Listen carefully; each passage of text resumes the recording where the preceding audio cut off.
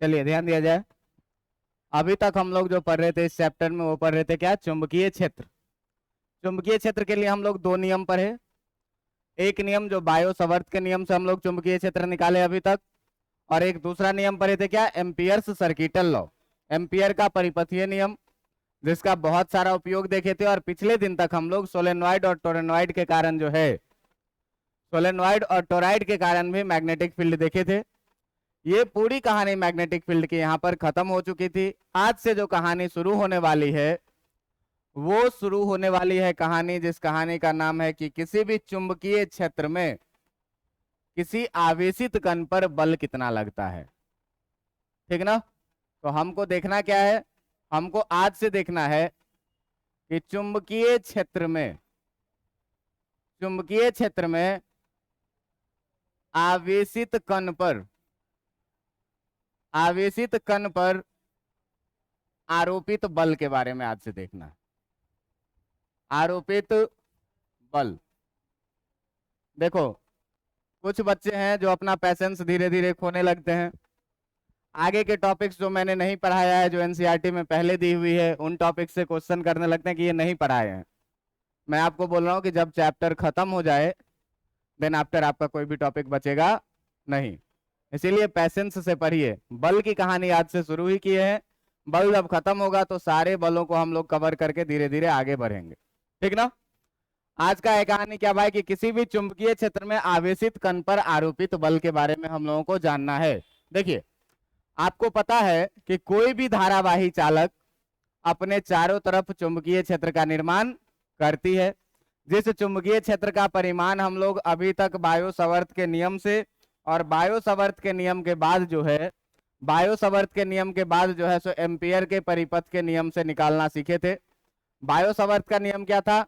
Mu naught I dl sine theta by r square का integration जब हम लोग करते थे तो टोटल मैग्नेटिक फील्ड निकालते थे। अब देखो कि अगर कोई धारावाही चालक है और इससे धारा बह रही है कितनी? आई, तो ये अपने चारों तरफ चुंबकीय क्षेत्र बनाएगा। चुंबकीय क्षेत्र कितना बनाएगा ये निकालना सीख चुके हैं। दिशा क्या होगी? तो चुंबकीय क्षेत्र का दिशा निकालने के लिए हम लोग राइट हैंड थंब रूल का यूज करते थे। राइट हैंड थंब रूल क्या कहता था कि अपने राइट हैंड के अंगूठा को आप करंट के डायरेक्शन में रखते हुए इस तार को पकड़ने का कोशिश करिए मुट्ठी में। तो मुट्ठी में पकड़ने के क्रम में आपकी चार उंगली का जो मूवमेंट होगा वो इस साइड अंदर के तरफ जाएगा, और पकड़ेंगे तो इस साइड से घूम के बाहर की तरफ आएगा। इसका मतलब इसमें इस तरफ जो चुंबकीय क्षेत्र होगी वो कैसी होगी? क्रॉस, जिसको इनवर्ड बोलते हैं। और इस तरफ जो मैग्नेटिक फील्ड होगी ये कैसी होगी? आउटवर्ड होगी, बाहर की तरफ। इतनी बातें हो चुकी थी भाई साहब। ऑब्जर्वेशन में ये देखा गया कि जब कोई आवेश यहां पर प्लस क्यू रखा हुआ है, स्थिर आवेश, तो इस प्लस क्यू स्थिर आवेश पर, स्थिर आवेश का मतलब इसका वेग है कितना? 0। तो स्थिर आवेश पर क्या देखा गया कि यह किसी तरह का बल नहीं लगा रहा है।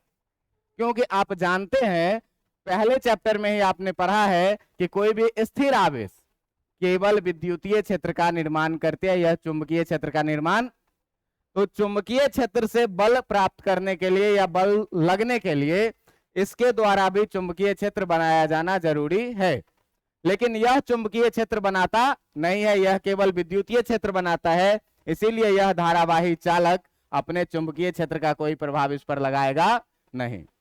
लेकिन जब इसी चालक को हम कोई सा वेग दे देते हैं, जब इसी आवेश को हम किसी वेग से इधर गतिमान कर देते हैं, तो इस पर एक बल लगने लगता है। और जब बल लगने लगेगा तो होगा ये कि या तो ये इसको अपने तरफ खींच लेगा, या तो ये इसको क्या करेगा? अपने से दूर कर देगा। मतलब जब कोई भी आवेश गतिमान होगा तो उस पर चुंबकीय बल लगेगा। लगेगा किस दिशा में लगेगा? इन सारी चीजों की बात हम लोग आज करने वाले हैं कि अगर बल लगेगा तो कितना लगेगा, और अगर बल लगेगा तो किस दिशा में लगेगा। इन सारे चीजों पर हम लोगों को बात करनी है। बात समझ में आ रहा है? तो कहता क्या है कि अगर कोई चुंबकीय क्षेत्र है, अगर कोई चुंबकीय क्षेत्र है बी, और इस चुंबकीय क्षेत्र में अगर कोई सा आवेश प्लस क्यू रखा हुआ है, प्लस क्यू रखा हुआ है जो भी वेग से चल रही है, तो उस पर आरोपित बल जो लगता है, यदि यदि आप बात करें तो इसमें देखिए पहला पॉइंट हम लोग ऐसे लिख सकते हैं क्या, पहला पॉइंट आप ये लिख सकते हैं क्या कि स्थिर आवेश पर, आप पहला पॉइंट ये लिख सकते हैं क्या कि स्थिर आवेश पर जो है, स्थिर आवेश पर चुंबकीय क्षेत्र कोई बल नहीं लगाता है।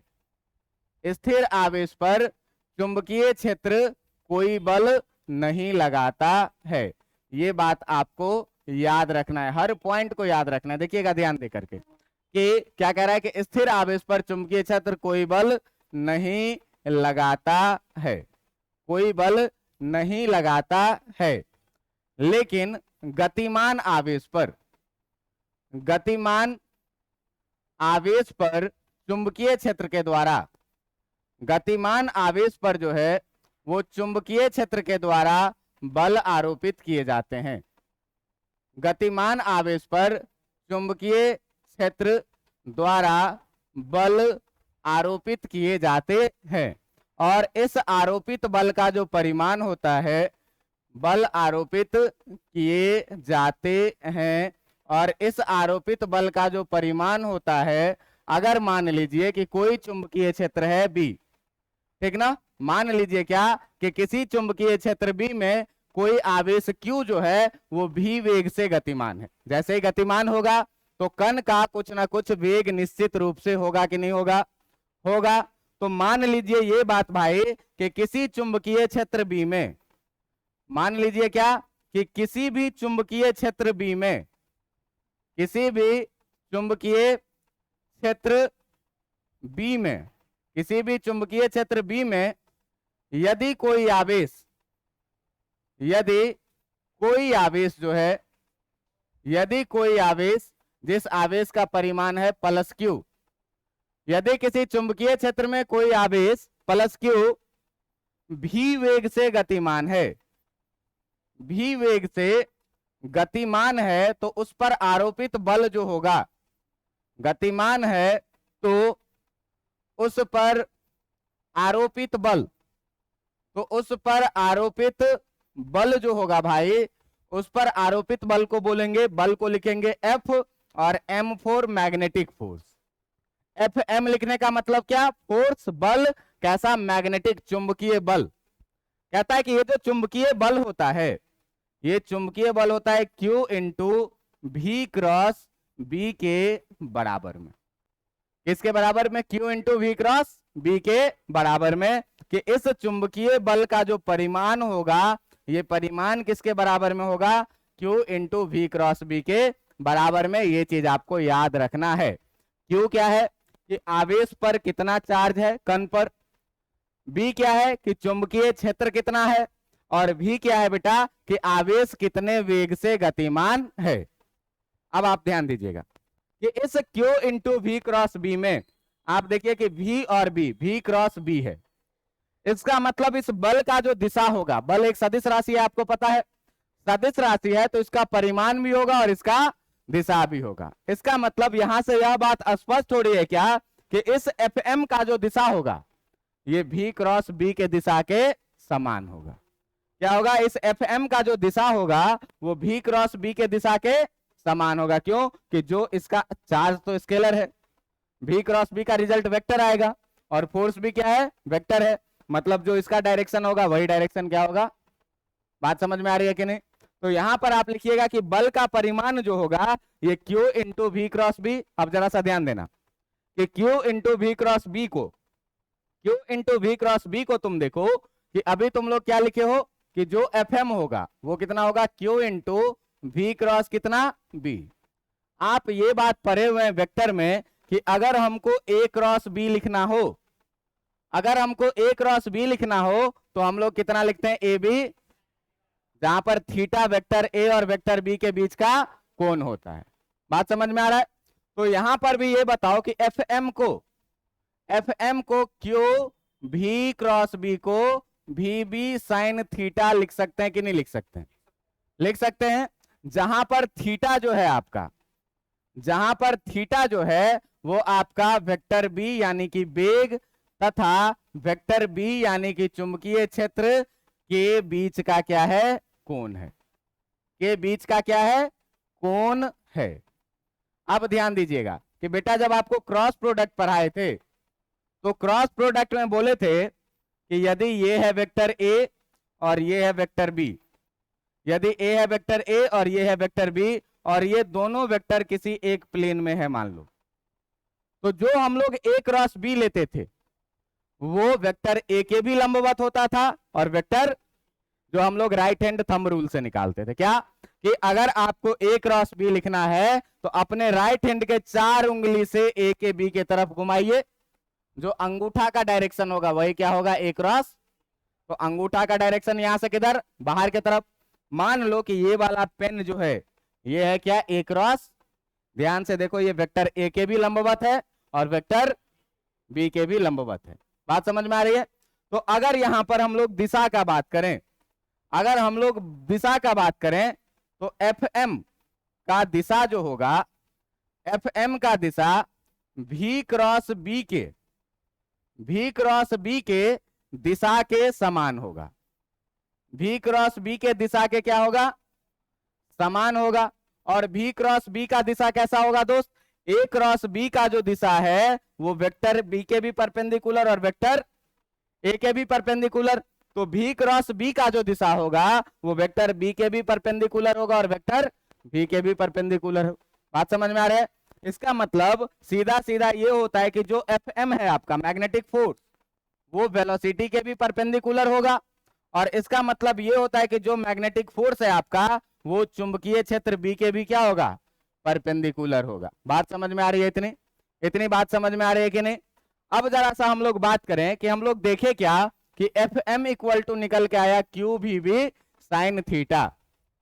आपसे अगर सवाल ये पूछा जाए कि चुंबकीय क्षेत्र 0 कब कब हो सकती है, चुंबकीय क्षेत्र का मान 0 कब कब हो सकता है, तो ध्यान देना कि हम लोग भैया पढ़े हैं क्या, पढ़े हैं कि मैग्नेटिक फोर्स जो होगा एफ एम इक्वल टू ये कितना होगा क्यू भी बी कितना साइन थीटा, ठीक ना। अब ध्यान देना कि चुंबकीय बल का परिमाण, जो आपका चुंबकीय बल है, चुंबकीय बल एफ एम, चुंबकीय बल एफ एम 0 होगा, 0 होगा यदि क्या, यदि मैं पहला पॉइंट देख लूं कि यदि आवेश का मान ही 0 हो जाए, अगर Q को 0 कर दें तो Q को 0 कर दे तो पूरा बल का मान कितना हो जाएगा, अरे यार 0 से गुना होगा पूरा का पूरा, कहानी क्या। इसका मतलब ये हुआ कि यदि Q बराबर 0 हो जाए, Q बराबर 0 होने का मतलब ये हुआ कि जो कण है उस कण पर कोई आवेश अनावेशित कण रहे, इसका मतलब ये हुआ कि अनावेशित कण पर, इसका मतलब ये हुआ कि जो आपका अनावेशित कण है जिस पर कोई आवेश नहीं है, अनावेशित कण पर कोई चुंबकीय बल नहीं लगता है, अनावेशित कण पर कोई चुंबकीय बल नहीं लगता है।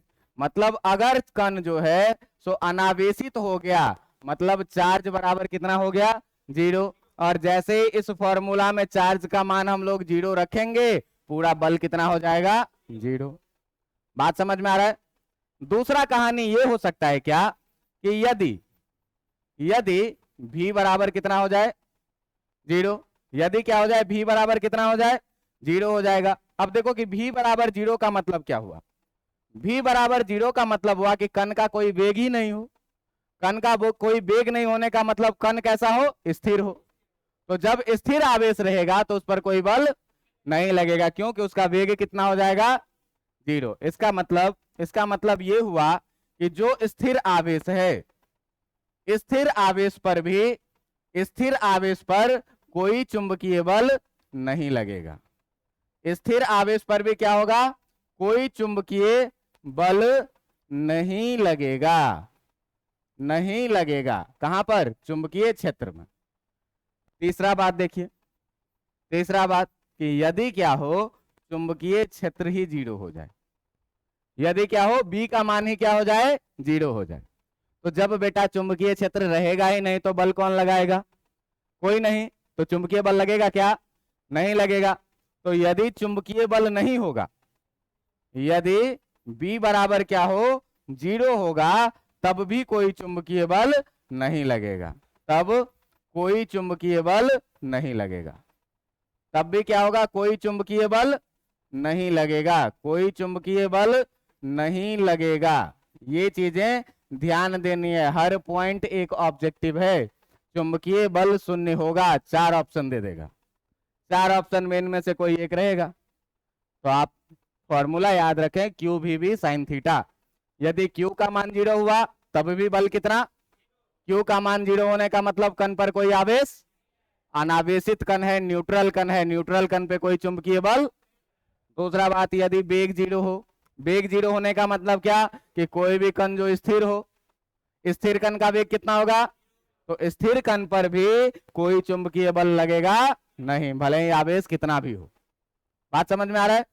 तीसरी बात क्या बोला, कि यदि चुंबकीय क्षेत्र ही 0 हो जाए, अगर चुंबकीय क्षेत्र ही अनुपस्थित रहेगा तब भी इस पर कोई चुंबकीय बल लगेगा। बात समझ में आ रहा है।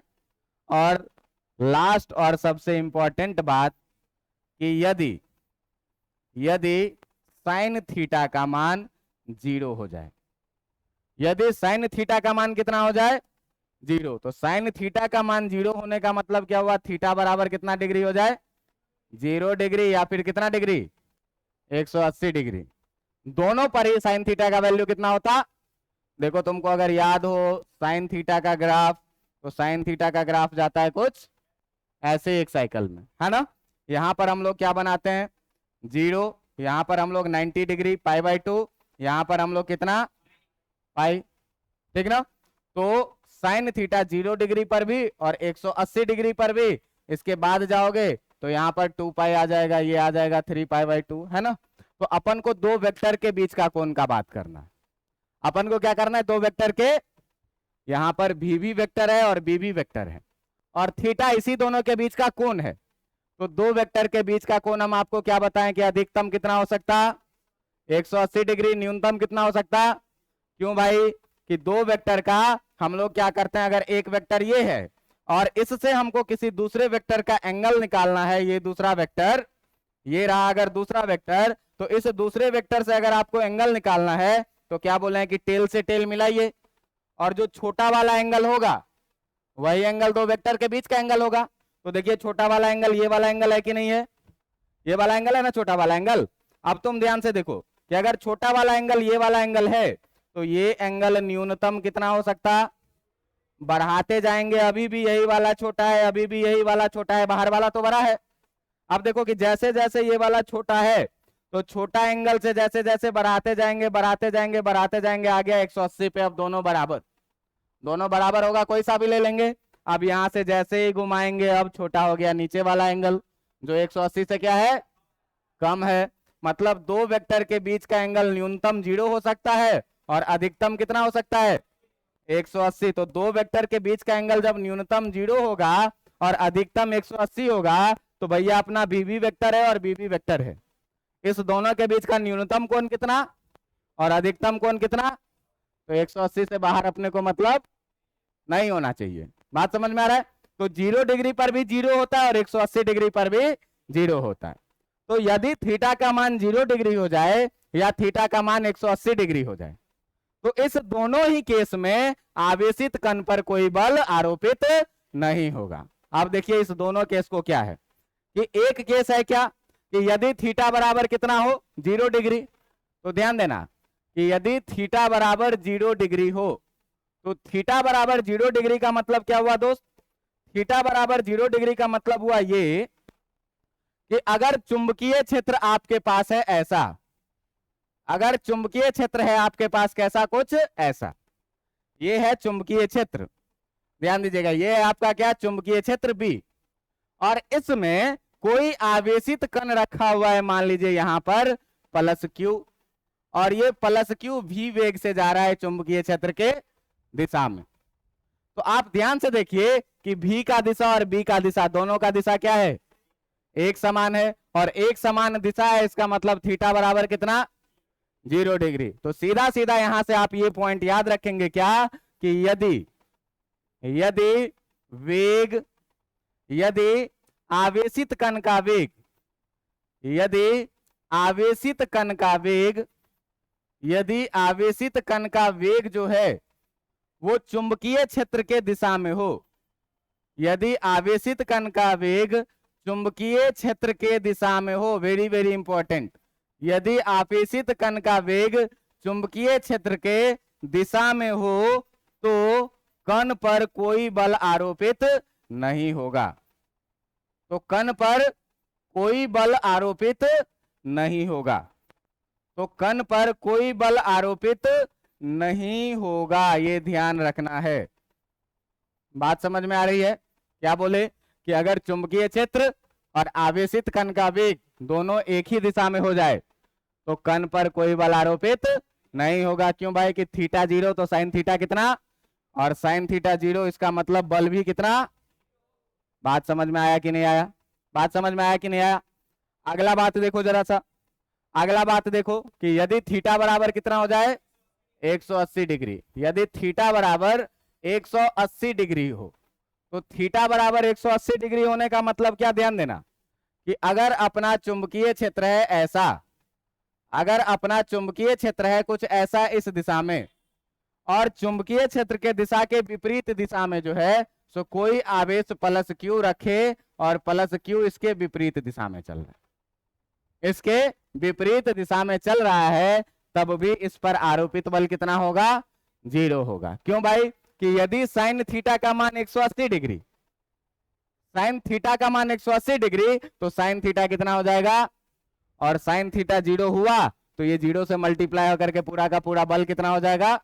तो यहां से एक और इंपॉर्टेंट लाइन आपको याद क्या रखना है कि यदि आवेशित कण का वेग, यदि आवेशित कण का वेग, यदि आवेशित कण का वेग जो है तो क्या हो, चुंबकीय क्षेत्र के, यदि आवेशित कण का वेग चुंबकीय क्षेत्र के विपरीत दिशा में हो, यदि आवेशित कण का वेग क्या हो, चुंबकीय क्षेत्र के विपरीत दिशा में हो, तो कण पर कोई बल आरोपित नहीं होगा, तो कण पर कोई बल आरोपित नहीं होगा, ये बात आपको ध्यान रखना है। तो कण पर कोई बल आरोपित नहीं होगा। अब भाई साहब ध्यान दीजिएगा कि अभी तक क्या देखे कि बल कब कब 0 हो सकता है। तो पहला बात, यदि कण कैसा हो, अनावेशित हो, Q का मान कितना हो, 0 हो, Q का मान 0 होगा, पूरा गुना होकर के 0 कर देगा, बल कितना हो जाएगा, कोई दिक्कत नहीं। यदि वेग ही कितना हो, वेग 0 होने का मतलब आवेश कैसा हो, स्थिर, तो स्थिर आवेश पर कोई चुंबकीय बल, क्योंकि अगर V का मान 0 करेंगे पूरा गुना होकर के कितना हो जाएगा, आरोपित बल का मान कितना। तीसरी बात मैं बोला कि यदि चुंबकीय क्षेत्र ही नहीं हो, तो भैया जब तक चुंबकीय क्षेत्र नहीं है तब तक चुंबकीय बल का आप कल्पना करना ही मुश्किल है। तो जब चुंबकीय क्षेत्र ही 0 होगा, B का मान ही 0 होगा, तो भाई साहब यहां पर जो है सो आरोपित बल का मान भी कितना होगा। और सबसे लास्ट बात और सबसे इंपॉर्टेंट बात कि यदि साइन थीटा का मान 0 हो जाए तब भी आरोपित बल कितना होगा, 0 होगा। तो साइन थीटा का मान 0 होने का मतलब एक बार थीटा बराबर 0 डिग्री पे और एक बार थीटा बराबर कितने पे, आगे भी होता है लेकिन अपन को 0 से 180 तक ही बात करना है, इसीलिए 2 ही वैल्यू लेंगे, है ना। तो 0 डिग्री पे और 180 डिग्री पे आप देखो कि 0 डिग्री का मतलब क्या हुआ, 0 डिग्री का मतलब हुआ कि कण चुंबकीय क्षेत्र के दिशा में ही गति कर रहा है, और इसका मतलब क्या हुआ, थीटा बराबर 180 डिग्री का मतलब कि कण चुंबकीय क्षेत्र के विपरीत दिशा में गति कर रहा है। तो अगर कभी भी कोई भी आवेशित कण चुंबकीय क्षेत्र के दिशा में चले या चुंबकीय क्षेत्र के विपरीत दिशा में चले, उस पर कोई बल आरोपित नहीं होगा। लेकिन आपको याद होगा कि इलेक्ट्रिक फील्ड में बल लगता था, है ना, इलेक्ट्रिक फील्ड में बल लगता था, तो आप देखते होंगे ऐसे चला जाता था पार्टिकल, बताया था ना वहां पे। लेकिन चुंबकीय क्षेत्र में अगर कण चुंबकीय क्षेत्र के दिशा में चलेगा तो कोई बल आरोपित, अगर चुंबकीय क्षेत्र के विपरीत दिशा में भी चलेगा तो कोई बल आरोपित नहीं होगा। लेकिन अगर मान लो कि किसी कोन पर फेंका जाए, किसी कोन पर फेंका जाए क्या, अगर ये है आपका चुंबकीय क्षेत्र, ध्यान दीजिएगा, कि अगर ये है आपका चुंबकीय क्षेत्र कुछ ऐसा, और इस चुंबकीय क्षेत्र में किसी आवेश प्लस क्यू को इस प्रकार भी वेग से फेंका गया कि ये चुंबकीय क्षेत्र के साथ कितना कोण बना रही हो, थीटा कोण बना रही हो। तो भैया यहां पर जो आपका मैग्नेटिक फोर्स होगा वो कितना होगा, क्यू भी बी साइन थीटा के बराबर में। बात समझ में आ रहा है, क्यू भी बी साइन थीटा के बराबर में। अब देखना कि चुंबकीय बल सर हम निकालना सीख गए, क्यू भी बी साइन थीटा। हमको ये भी पता है कि बल का अगर हम परिमाण निकालेंगे तो बल का परिमाण बी के भी परपेंडिकुलर होगा और बी के भी परपेंडिकुलर हो। मतलब अगर बी और बी दोनों एक ही प्लेन में है तो या तो बल अंदर लगेगा या तो बल, तभी तो परपेंडिकुलर होगा। परपेंडिकुलर का मतलब क्या है, या तो यहां से बाहर की तरफ परपेंडिकुलर या तो यहां से। तो अब जो है तो चुंबकीय क्षेत्र का दिशा निकालने के लिए, चुंबकीय क्षेत्र का दिशा निकालने के लिए आपके पास कुछ नियम दिए गए हैं। 10वीं क्लास में आप लोग पढ़े होंगे फ्लेमिंग का वाम हस्त नियम। फ्लेमिंग का वाम हस्त नियम, अपने 3 उंगली को ऐसे रखिए, ये अगर चुंबकीय क्षेत्र है, ये अगर विद्युत धारा है, तो अंगूठा क्या बताता है, बल की दिशा बतलाती है। यही ना था फ्लेमिंग का वाम हस्त नियम। तो फ्लेमिंग वाम हस्त नियम क्या कहता है कि अपने हाथ के 3 उंगलियों को, अब देखिए कि इस 3 उंगली का नाम क्या क्या है। ये है मिडल फिंगर, हिंदी में क्या बोलते हैं उसको, माध्यमा, ठीक ना। ये है मिडल फिंगर, हिंदी में क्या बोलेंगे, माध्यमा। ये है 4th फिंगर, इसको तर्जनी बोलते हैं। ये है 4th फिंगर, इसको क्या बोलते हैं, तर्जनी। और ये है आपका अंगूठा, जिसको थंब बोलते हैं। इस तीनों को अपने लेफ्ट हैंड के मध्यमा, तर्जनी और अंगूठा, तीनों को यदि हम एक दूसरे के लंबवत रखें, यदि इसमें से मध्यमा विद्युत धारा के दिशा में हो, तर्जनी चुंबकीय क्षेत्र के दिशा में हो, तो आरोपित बल की दिशा अंगूठा बतलाएगी। बात समझ में आ रहा है। ये हम लोग 10वीं में पढ़े हैं। लेकिन इसका जो सबसे पॉपुलर नियम है, हर जगह अगर ऐसे लगाओगे ना तो कुछ देर के बाद हाथ में दर्द हो जाएगा। मेरा ऑटोमेटिक इस कलाई में दर्द रहता है हमेशा, ठीक ना। तो हम ज्यादा Fleming and left hand rule नहीं लगाएंगे। हम जो रूल लगाएंगे वो बेहद आसान देखने में आपको लगेगा, बेहद आसानी से आप सीख जाइएगा। तो देखिए यहां पर आपको दिया हुआ क्या रहेगा, तो दिया हुआ रहेगा क्या भाई कि ये है तुम्हारा चुंबकीय क्षेत्र बी, ध्यान देना, ये है तुम्हारा चुंबकीय क्षेत्र बी, और यहां से जो है तो तुम्हारा आवेश का वेग है ये कितना, भी। ये आवेश का वेग है कितना, तो बल कितना लगेगा ये तेरे को पता है, अगर ये थीटा पता चल जाए तो क्यू भी बी साइन थीटा। बात समझ में आ रहा है, क्यू भी बी साइन थीटा। लेकिन इस बल का अगर दिशा निकालना है तो सबसे पहला नियम जो है, बल का दिशा ज्ञात करने के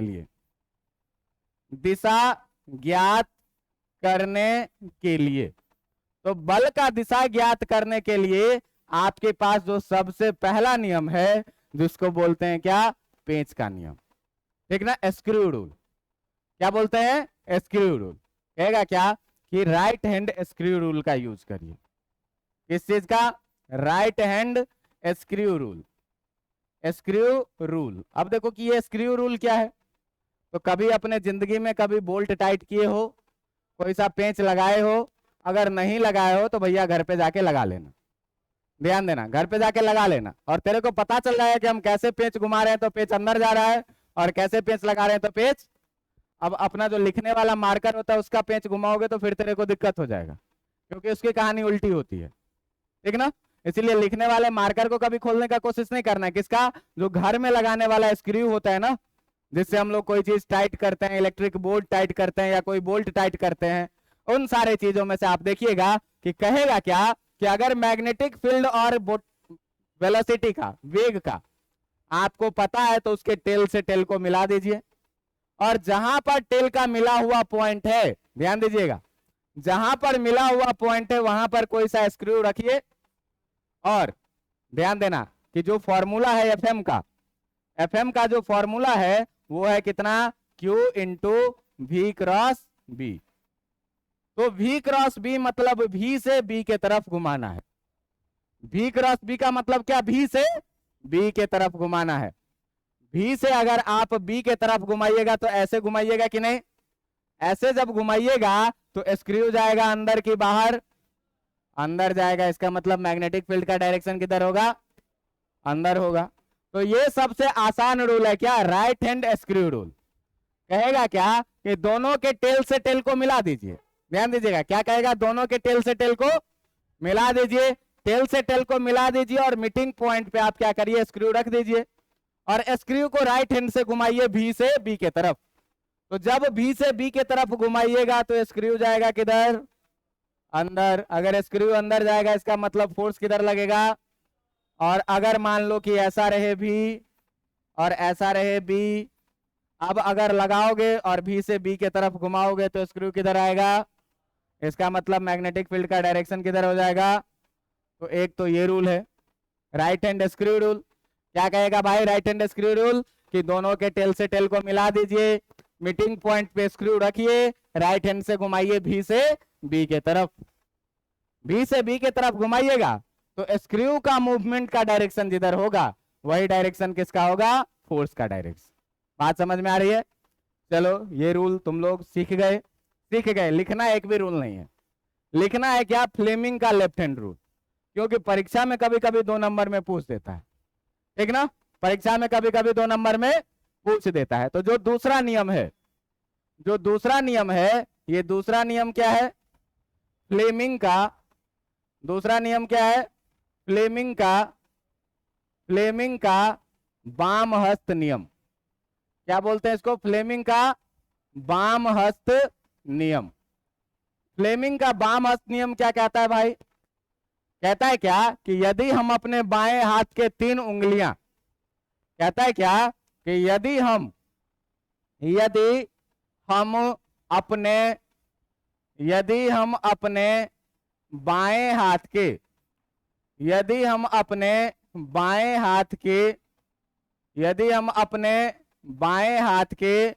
3 उंगलियों, तीन उंगलियों में कौन कौन सा होगा भाई, एक होगा क्या मध्यमा, एक होगा क्या तर्जनी, 4th फिंगर जिसको बोलते हैं, और एक होगा क्या अंगूठा।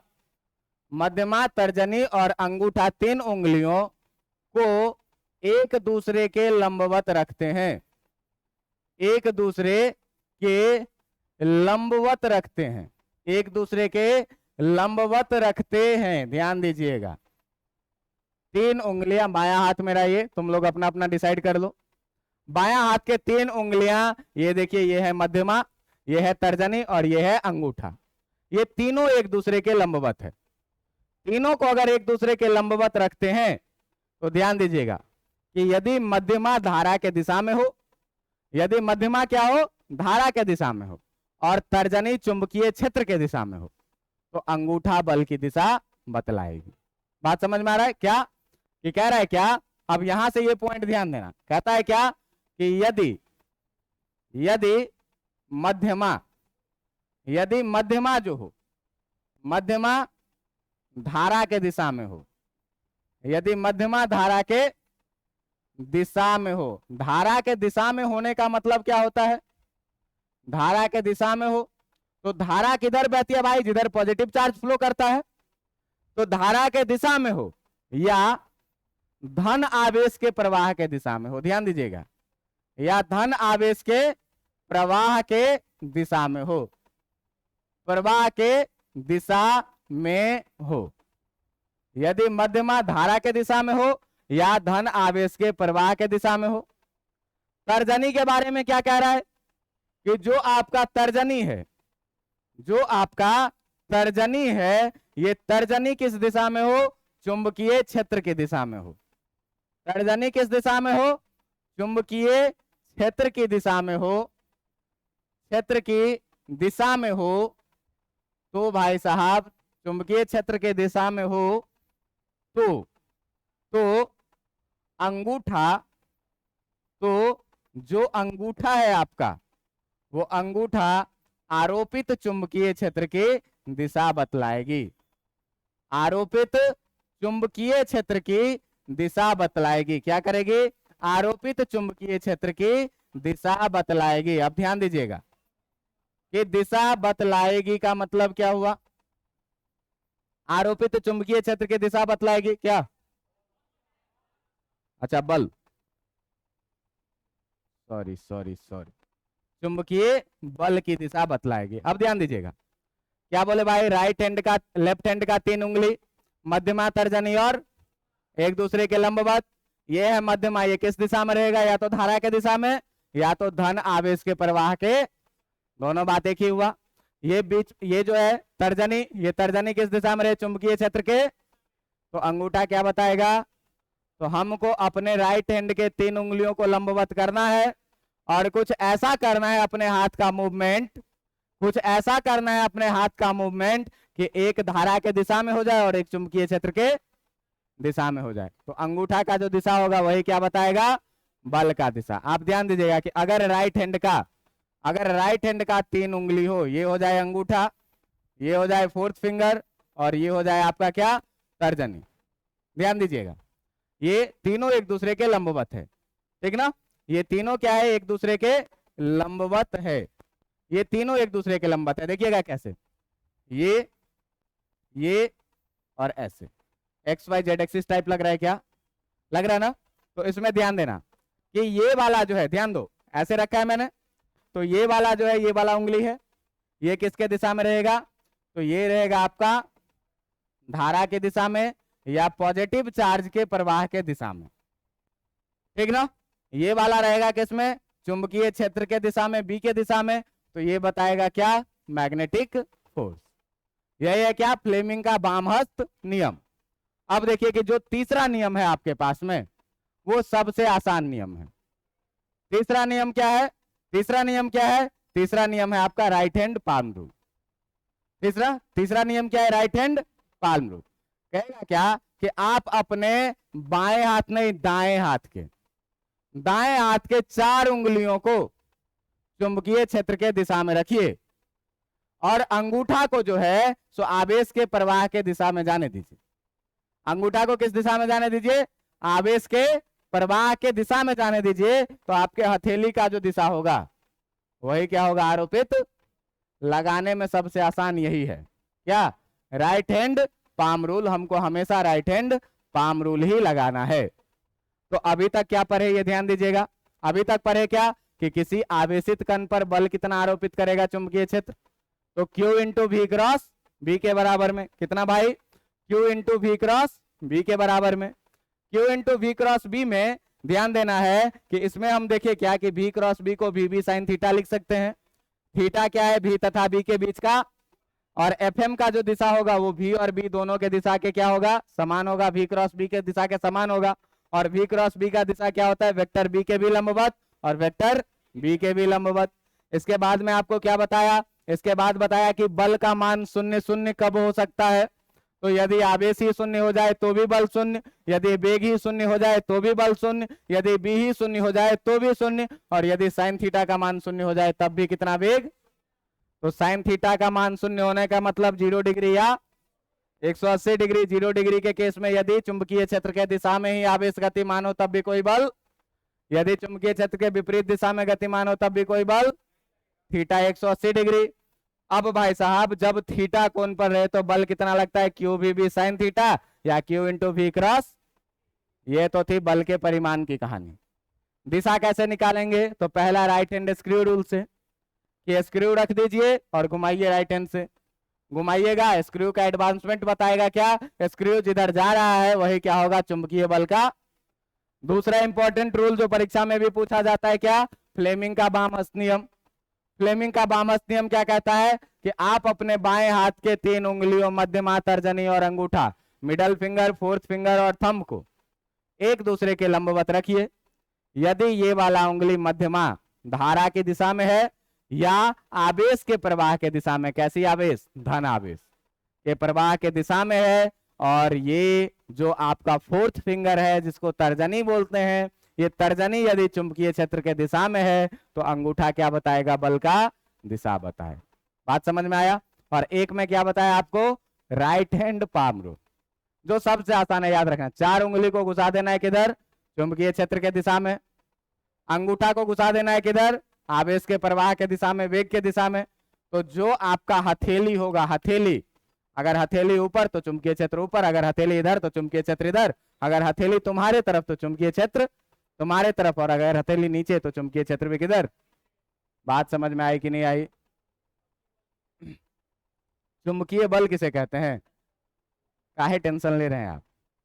किसी भी चुंबकीय क्षेत्र में ध्यान दीजिएगा, ये आगे जब पढ़ाने लगेंगे ना मैग्नेट, नेचुरल मैग्नेट, तो वहां चुंबकीय बल का परिभाषा लिखना है। लेकिन अगर आपसे कोई पूछ दे कि चुंबकीय बल किसे कहते हैं, तो आप सीधे कहिएगा किसी भी चुंबकीय क्षेत्र में किसी चुंबक या गतिमान आवेश पर आरोपित बल, चुंबकीय क्षेत्र में किसी चुंबक या गतिमान आवेश पर आरोपित बल ही क्या कहलाती है?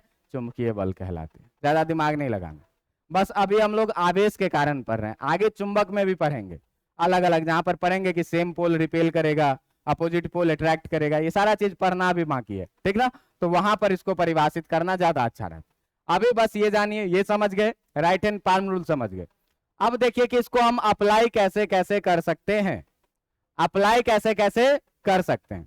तो आप देखिए कि जो सबसे पहला केस मैं ले रहा हूं, जो मैं सबसे पहला केस ले रहा हूं, उसमें क्या कह रहा है, ध्यान देना।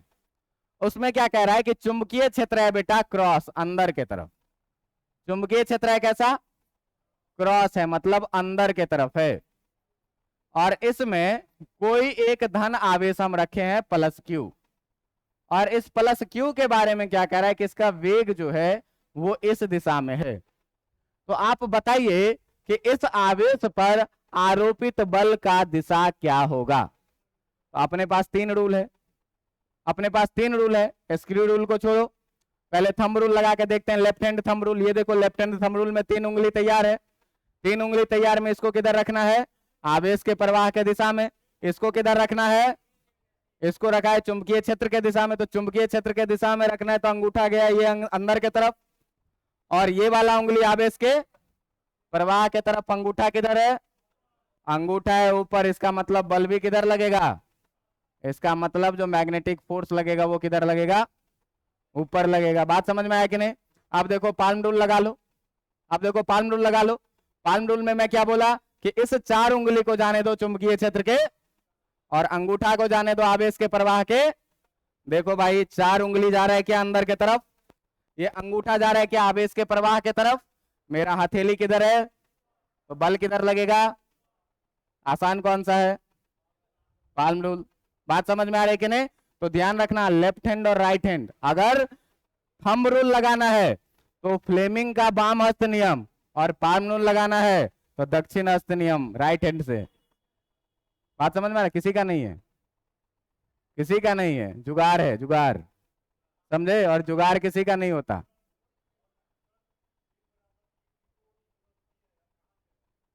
वो नहीं पूछना है, ठीक ना? वो पूछना ही नहीं है। अब तुम पूछोगे कि कूलॉम के नियम में क्यों होगा आवेश के गुणनफल के समानुपाती, ये कहां से आया? ये पूछना ही नहीं है, याद रखना है। बात समझ में आ रहा है? चलिए ये हो गया। अच्छा टीचर ऐसे बोलेगा क्वेश्चन गलत, ठीक ना? ज्यादा नहीं पूछना है अभी। चलिए ये समझ में आ गया। चलिए दूसरा वाला मैं केस लेता हूं, आप लोग बताइए कि क्या डायरेक्शन होगा, ठीक है? दूसरा वाला केस मैं लेता हूं, आप लोग बताएंगे कि डायरेक्शन क्या होगा। ये है डॉट मैग्नेटिक फील्ड है, ये है मैग्नेटिक फील्ड कैसा? डॉट। डॉट का मतलब मैग्नेटिक फील्ड किधर की तरफ आ रही है? बाहर की तरफ। डॉट का मतलब मैग्नेटिक फील्ड किधर आ रही है? बाहर की तरफ। भैया इसमें कहा कि एक पॉजिटिव चार्ज रखे क्यू ऐसे, और इसके गति का दिशा हो गया तुम्हारा ऐसा, तो तुम बताओ कि बल का दिशा किधर लगेगा? पाल्म रूल लगाओ, राइट हैंड का पाल्म रूल। राइट हैंड के चार उंगली को जाने दीजिए किधर? राइट हैंड के चार उंगली को जाने दीजिए चुंबकीय क्षेत्र के दिशा में। चुंबकीय क्षेत्र किधर आ रही है? आपके तरफ ना, तो मेरी चार उंगली गई आपके तरफ, और ये करंट मेरा ऐसे जा रहा है। लेकिन लेकिन लेकिन लेकिन लेकिन इसमें जो आवेश प्रवाह कर रहा है वो ऐसे, तो देखो चार उंगली गया मेरा तेरे तरफ, आवेश के प्रवाह के दिशा में मेरा अंगूठा गया, तो मेरा हथेली किधर है? इस साइड में ना, मेरा हथेली किधर है? अपना अपना हाथ घुमाना है, ठीक ना? देखिए चुंबकीय क्षेत्र के दिशा में चार उंगली गया आपके तरफ, बाहर की तरफ, आवेश प्रवाह हो रहा है नीचे की तरफ, तो अंगूठा गया किधर? हथेली किधर आया? हथेली इधर आया। इसका मतलब इस पर जो बल लगेगा वो किधर लगेगा? अरे भैया ऐसे काहे करेगा? चुंबकीय क्षेत्र तेरे तरफ जा रहा है तो अपना 4 उंगली उधर ले जा, पीछे की तरफ। तुम लोग ऐसे करेगा, ठीक ना? हम केवल ऐसे करेंगे, ठीक ना? तुम लोग अपने तरफ रखो यार। चलिए, ये समझ में आ रहा है कैसे दिशा निर्धारित करना है। चलिए अगला क्वेश्चन आप लोग देखिए तो जरा सा ध्यान से। आपको क्या कह रहा है, सुनिए। आपको क्या कह रहा है कि ये है कुछ ऐसा, चुंबकीय क्षेत्र है कुछ ऐसा, ध्यान दीजिएगा। चुंबकीय क्षेत्र है कुछ ऐसा, और इसमें कह रहा है एक माइनस क्यू को रख दिए, और ये माइनस क्यू के गति का दिशा है ऐसा, वेग। आप बताइए बल किधर लगेगा? बल किधर लगेगा ये बताइए जल्दी से। देखिए 4 उंगली को, यह है राइट हैंड, यह है राइट हैंड। इस राइट हैंड में देखो 4 उंगली को ले जाना है किधर? चुंबकीय क्षेत्र के, जा रहा है क्या? 4 उंगली चुंबकीय क्षेत्र के दिशा में जा रहा है, और आवेश के दिशा में रखना है अंगूठा को। तो ऐसे रखेंगे, रखेंगे कि नहीं? हाथ किधर आ रहा है? तो चुंबकीय बल का दिशा किधर होगा? मतलब एफएम का डायरेक्शन किधर होगा? लेकिन काहे गलत? धन आवेश के कारण राइट हैंड पाल्म रूल लगाते थे। यहां पर आवेश क्या है? तो ऋण आवेश के कारण दिशा निकाल लेना राइट हैंड पाल्म रूल से, और जो दिशा है उसके विपरीत दिशा में दिशा लगा देना। ये क्रॉस होगा क्या? एफएम, और ये सही होगा। बात समझ में आ रहा है? बात समझ में आ रहा है कि नहीं? कहोगे क्यों? कहोगे क्यों? तो भाई साहब, जब किसी चालक से धारा बह रही है तो पॉजिटिव चार्ज अगर इधर बह रही है तो नेगेटिव चार्ज किधर बहेगी? अपोजिट डायरेक्शन में। तो नेगेटिव चार्ज ना नीचे बह रहा है तो पॉजिटिव चार्ज किधर बह रहा होगा? और हमेशा हम लोग अपने अंगूठा को रखते हैं क्या? धन आवेश के प्रवाह के दिशा में। तो धन आवेश के प्रवाह का दिशा किधर होगा? ऊपर की तरफ। अगर ऋण आवेश नीचे की तरफ आ रहा है तो धन आवेश किधर जा रहा होगा? और 4 उंगली रखेंगे इधर, तो हथेली किधर जाएगा? अंदर की बाहर। तो ये एक कॉन्सेप्ट याद रहेगा कि नहीं रहेगा? कि अगर ऋण आवेश दे दे तो दिशा निकाल लेंगे, और दिशा को क्या करेंगे? पलट देंगे। बात समझ में आ गया? तो ये आज बल की कहानी का एक थ्योरेटिकल पोर्शन था। इस थ्योरेटिकल पोर्शन पर न्यूमेरिकल क्वेश्चन हम लोग अगले दिन करेंगे, जिसमें आपको हर जगह पर, सुनिए, हर जगह पर आपको चुंबकीय क्षेत्र निकालने की जरूरत पड़ेगी, क्योंकि डायरेक्ट बी का मान नहीं दिया हुआ रहेगा। तुमको दे देगा कि धारावाही अनंत लंबाई का चालक है, धारा बह रही है 2 एम्पियर की, तो अब वहां पर आपको चुंबकीय क्षेत्र निकालना पड़ेगा, और तब बल निकलेगा। तो चुंबकीय क्षेत्र के हर एक केस के फॉर्मूले को अगले दिन पढ़ के आना है, तब यहाँ पर सवाल हम लोग देखेंगे डिफरेंट डिफरेंट तरह का। और इतना पढ़ के आइएगा, पूरा थ्योरेटिकल लेक्चर है, आसान लेक्चर है, और मेरे ख्याल से आज के लिए काफी है।